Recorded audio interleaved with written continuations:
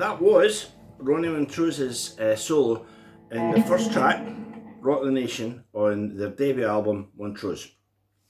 This is widely regarded among people who are interested in that stuff as one of the best debut albums of all time, one of the best albums of all time, one of the best guitar sounds of all time. More of that in a second. And it's, you know, it's, how old is it? Came out in 1973, I think, although you can actually buy a CD of the demos at the record plant prior to it. But, you know, the album itself is classic, doesn't even come close. So, track one, Rock the Nation, right? Now, if you've ever seen any of my videos before, maybe you haven't, I tend to stress the point that, you know, don't get too hung up on the sound. You know, it doesn't have to be a 58 Les Paul through a Marshall stack, you know, and you know, don't get hung up on, you know, what was in the studio that day and where the mics were placed and what colour the carpet was.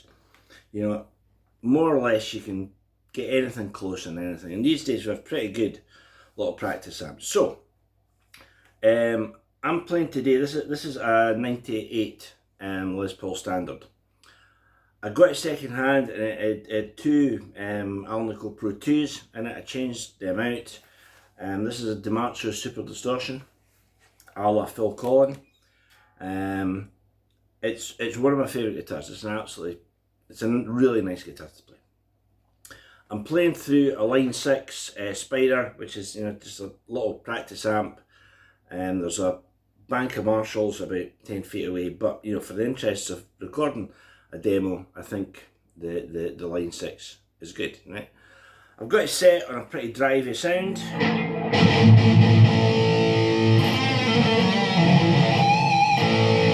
Yeah, I've got it set on that kind of sound, right?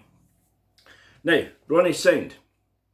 Why we all adore it so much is because he was such a fantastic player on a whole bunch of albums. Ronnie Montrose was one of the all-time greats. But the sound it's just that little bit different. If you think of the albums that were out at that time, that would be maybe Led Zeppelin 4, Wishbone 4, Leonard Skinner's first album, Second Helping, first Derringer album was just about to come out.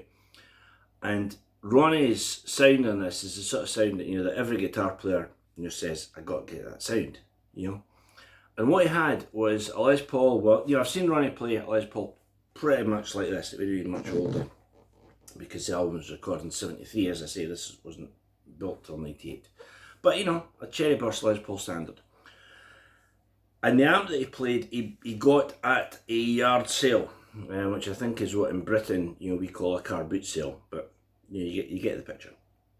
And he paid $90 for this little Fender Bandmaster amp. If there are other albums recorded in a Bandmaster, please let me know, but I only know of one, which is, you know, Montrose. He had it flat out. He had it just, I think the term now is dimed. That seems to be what people say, but, you know, all the knobs to 10, you know, and if you adopt the maximum, if a control's got 10 in it, it's meant to go to 10, you know. So he had everything flat out, and they had to keep on reconing the speakers because the speaker would blow. And so they had all these speakers. There were three speakers in the amp, and he had to just keep on reconing the speakers, right? But he got this incredible sound. Now, the closest I can get to Ronnie's sound on this, as I say, this Les Paul and little practice amp, is this.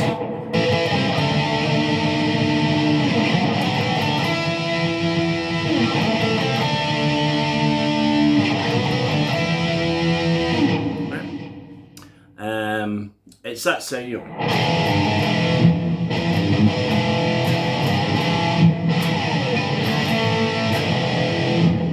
You know? It's not exact, but once you get ballpark with the sound, you can then concentrate on the playing, which is by far the most important part. And do you know what? If your guitar's not even plugged in, you know, if you didn't have an amp, you can still go.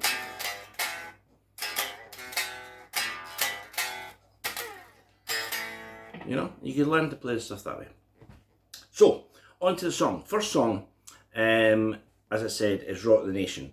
And it starts with this riff, which is A, C, D, B, D, E, which you would play normally. Kind of smoke in the water, I guess. But what he does is he plays it here. You know, for a lot of years I've got... Now, you know, you'd probably know what that was, but that's not how he played it. And what he did was...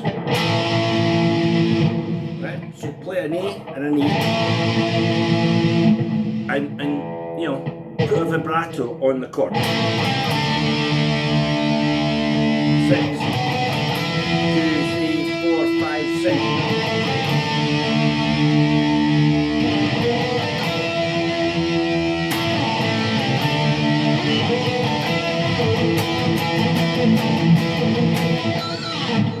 Right. So we're getting close to it now, more so because of the way you would actually fret the chords than, you know, due to how you'd set the controls in the amp. So that's, you know, as I say, A, C, D, B, D, E. Right? We then get to a section that goes... This is the Rock the Nation section. C, D, A. Right, and we play a G. Same again. Down to the E. And there's a tiny little lurch there, so it goes. And then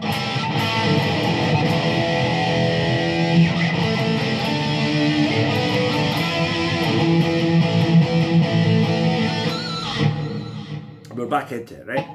After 2 verses, you know, with the band playing and Sammy Hagar singing and Ronnie just riffing it out like a demon, we get into a middle section where they play this.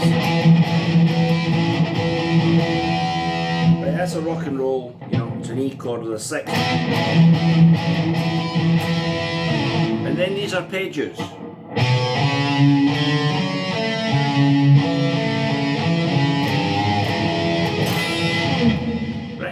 So we play this E chord. When we come off the B, D arpeggio.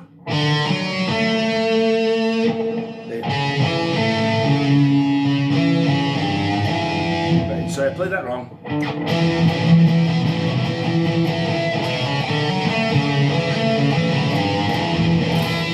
That's it. It's a lot easier to play a pace than it is to slow it down. So.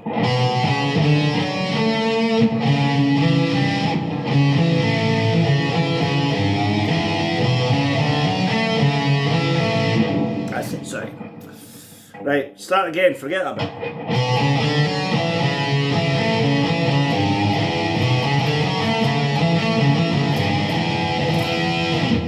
Right, okay, I got it now. So we come off the B.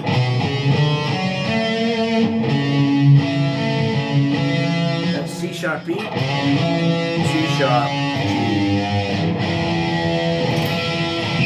And then we add that chord. Right. So that's the sort of intermediate section. And then when this is going on, Ronnie plays a solo. Right, here's the solo.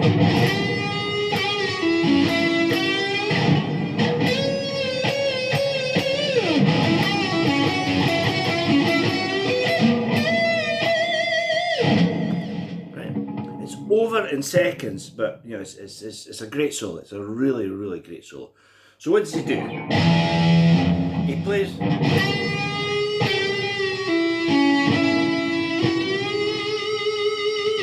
Right, we know that kind of, like, if we wanted to make it extra fruity, we'd go. Now, I think it's closer to Ronnie's Sound. Go.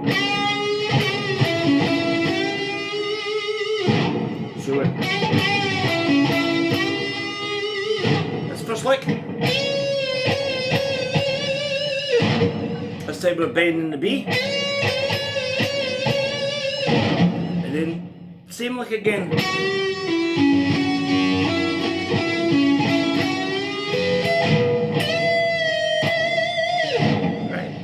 there is, right,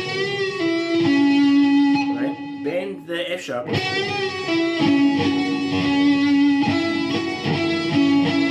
sure you've played that lick all over the neck. That lick, yeah.